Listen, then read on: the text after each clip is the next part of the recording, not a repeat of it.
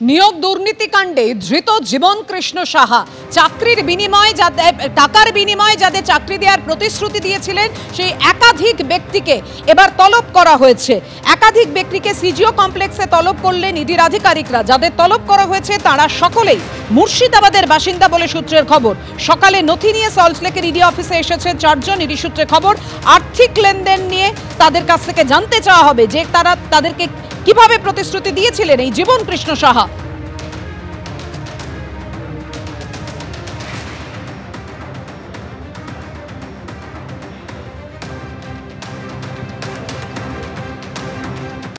একদিকে বিজেপি বিধায়কদের চোর স্লোগান, পাল্টা চোর ডাকাত বলে নরেন্দ্র মোদী অমিত শাহকে আক্রমণ শানালেন মমতা বন্দ্যোপাধ্যায়।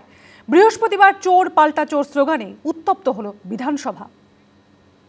मोदी चोर बीजेपी चोर, मोदी चोर बीजेपी चोर, मोदी चोर बीजेपी चोर, अमित शाह चोर, अमित शाह चोर, अमित शाह चोर, अमित शाह चोर। জেনে গেছে জনতা চাকরি চোর মমতা, জেনে গেছে জনতা চাকরি চোর মমতা। বিধানসভায় আলোচনার বিষয়বস্তু ছিল বাংলা ও বাঙালি, কিন্তু শেষ অবধি বিধানসভা তোলপাড় হলো তৃণমূল বিজেপির পরস্পরের উদ্দেশ্যে চোর ডাকাত গুন্ডা স্লোগানে। এরা গদি চোর, এরা ভোট চোর, এরা গদি চোর, এরা ভোট চোর, এরা গদি চোর, এরা ভোট চোর, এরা গদি চোর, এরা ভোট চোর এবং সবচেয়ে বড় ডাকাতদের দল, সবচেয়ে বড় দুর্নীতিবাজীদের দল, সবচেয়ে বড় ভোট চোরদের দল। মমতা চোর, চোর, মমতা চোর, চোর, চোর, চোর, চোর, চোর। চোরের পাল্টা চোর, চোরের বদলা চোর। মোদি সবচেয়ে বড় চোর, মোদি সবচেয়ে বড় চোর, মোদি সবচেয়ে বড় চোর, অমিত শাহ বড় চোর, মোদি সবচেয়ে বড় চোর, বিজেপি চোর চোর, চোর হটাও, চোর হটাও, বিজেপি হটাও, বিজেপি হটাও। এই মোদি চোর বলতে গিয়ে রাহুল গান্ধীর মেম্বারশিপ গেছিল, আপনারা জানেন।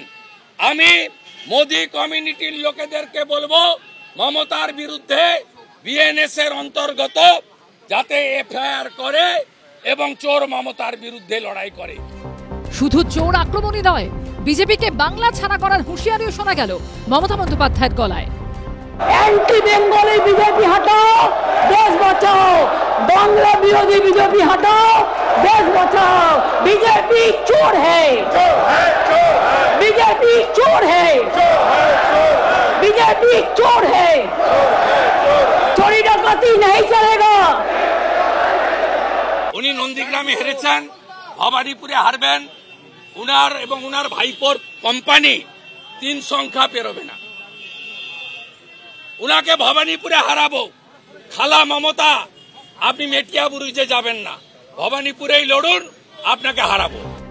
বিধানসভায় শাসক বিরোধী বিতণ্ডা নতুন নয়, যুগে যুগে তা চলে আসছে। কিন্তু বৃহস্পতিবার যেভাবে শাসক ও বিরোধী দল কার্যত একে অপরকে চোর প্রমাণ করতে লড়াইয়ে নামলেন, তা কি আদৌ গণতন্ত্রের পক্ষে ভালো উদাহরণ? আশাবুল হোসেন, উজ্জ্বল মুখোপাধ্যায় ও পার্থপ্রতিম ঘোষের রিপোর্ট, এবিপি আনন্দ। বিরোধী দলনেতাকে সাসপেন্ড করা হয়েছিল আগেই। বৃহস্পতিবার বিধানসভায় ধুন্ধুমার চলাকালীন পরপর 5 বিজেপি বিধায়ককে সাসপেন্ড করলেন স্পিকার।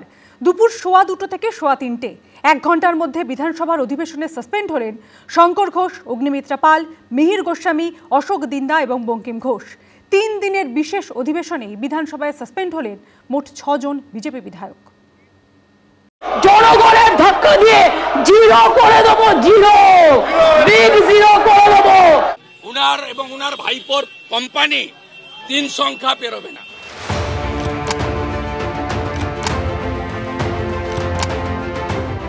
এ যেন সাসপেনশনে T20। 4 দিনের অধিবেশন, তার মধ্যে একদিন ছুটি থাকায় কার্যত তা ছিল 3 দিনের। আর 3 দিনের বিশেষ অধিবেশনে বিধানসভায় সাসপেন্ড হলেন 6 জন বিজেপি বিধায়ক। সাসপেন্ড করে তো আমাদের মুখ বন্ধ করতে পারবেন না মুখ্যমন্ত্রী। আমার 30 মিনিট সময় আপনি কথা বলতে দিলেন না, মাইক বন্ধ করে দিলেন, কারণ আপনি সরকার। আপনারও 30 মিনিট সময় ছিল, কিন্তু আপনি 2 ঘন্টা 30 মিনিট কথা বললেন। শিক্ষামন্ত্রীর সেনা মন্তব্যে প্রতিবাদ জানাতে গিয়ে অধ্যক্ষের সঙ্গে বাদানুবাদে জড়িয়ে মঙ্গলবার সাসপেন্ড হন শুভেন্দু অধিকারী। আর শুভেন্দু অধিকারী সাসপেনশনের বিরোধিতা করতে গিয়ে বৃহস্পতিবার সাসপেন্ড হলেন আরও 5 বিজেপি বিধায়ক।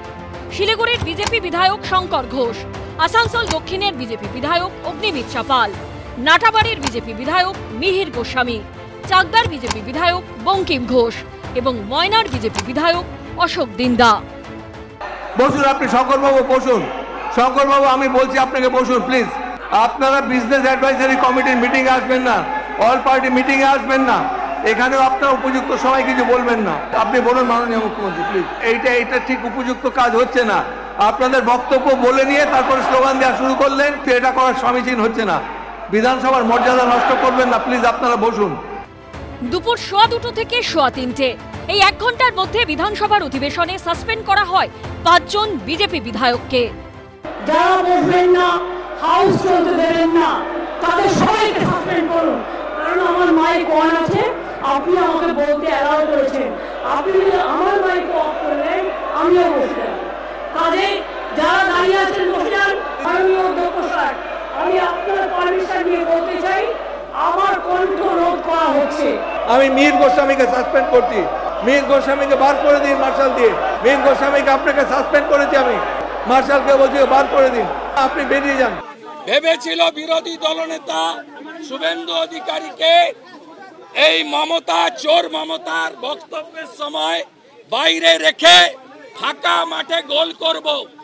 রোহিঙ্গা বাংলাদেশি মুসলমান তাদেরকে প্রোটেকশন দিয়ে বাংলা বাঙালির অস্মিতার কথা বলে ভাষার নামে এখানে আইপ্যাকের বুদ্ধিতে গোল করে দিয়ে চলে যাব।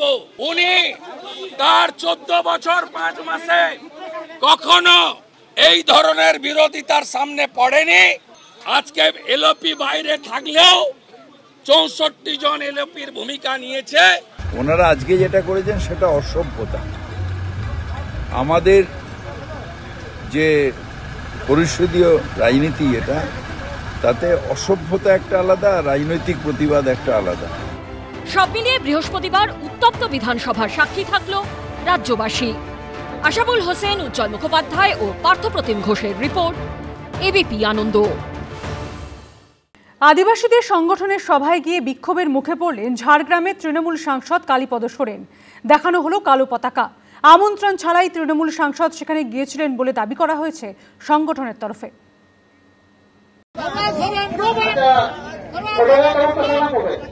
গিয়েছিলেন আদিবাসীদের একটি সংগঠনের সভায়, আর সেখানে গিয়ে বিক্ষোভের মুখে পড়তে হলো তৃণমূল সাংসদ কালীপদ সোরেনকে। দেখানো হলো কালো পতাকাও। বুধবার বেলপাহাড়ির মুরাংশলে আদিবাসীদের সংগঠন ভারত জাকাত মাঝি পারগানার একটি সভা ছিল। সেখানে আমন্ত্রণ ছাড়াই তৃণমূল সাংসদ পৌঁছে যান বলে অভিযোগ। সংগঠনের দাবি, তাদের তরফ থেকে তৃণমূল সাংসদকে আমন্ত্রণ জানানো হয়নি। তৃণমূল সাংসদ কালীপদ সোরেন সেখানে পৌঁছে যেতেই শুরু হয় বিক্ষোভ। আমাদের আদিবাসী সমাজ থেকে যেটা দাবি দেওয়া, সেটা উনি দীর্ঘদিন ধরে মুখ খুলেননি।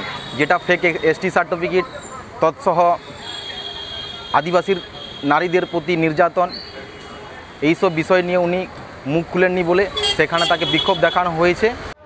এরপর বাধ্য হয়েই এলাকা ছাড়েন তৃণমূল সাংসদ। এ নিয়ে তার সঙ্গে যোগাযোগ করা হলেও তিনি কোনো প্রতিক্রিয়া দিতে চাননি। অমিতাভ রথ, এবিপি আনন্দ, ঝাড়গ্রাম।